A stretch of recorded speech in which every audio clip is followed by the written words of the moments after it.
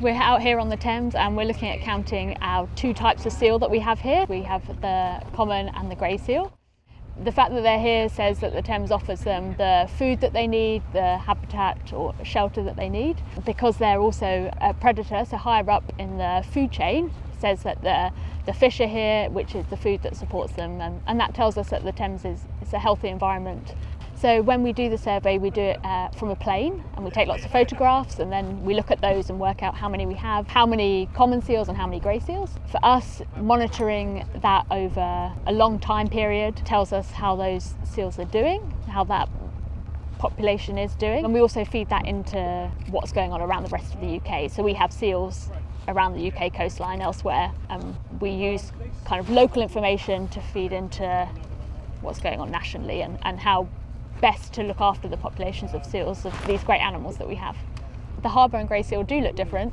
So when you see a grey seal, you'll typically see what we call a Roman nose, so a long straight nose and quite a big head, and the eyes will almost appear to be on the side of that head.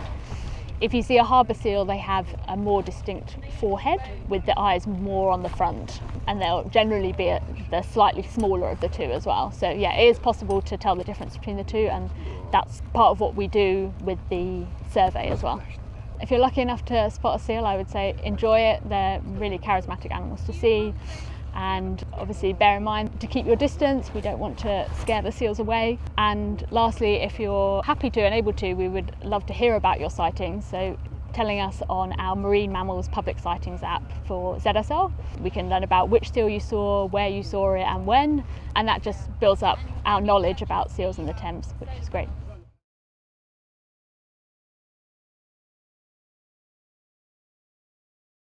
So we've completed this year's population surveys. Despite some slightly erratic weather this year, we managed to get them done, which was fantastic. We counted approximately 600 harbour seals and 700 grey seals. And when we scale that up and get a population estimate for the Thames estuary, we have about 800 harbour seals and 2,800 grey seals. So a really fantastic story for the Thames, really demonstrates the recovery that the estuary's gone through.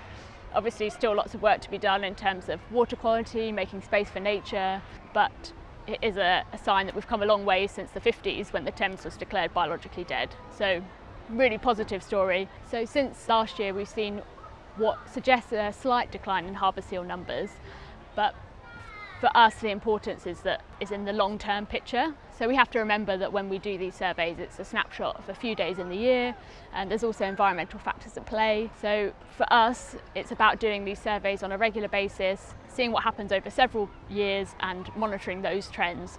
Obviously a point of interest, but something that we want to look at over the long term. And going forward, that's our plan, to continue these surveys, build the knowledge base about the Thames seal populations, learn a bit about the dynamics between the two different species, and continue to contribute to the work that's going on nationally about our seal populations as well.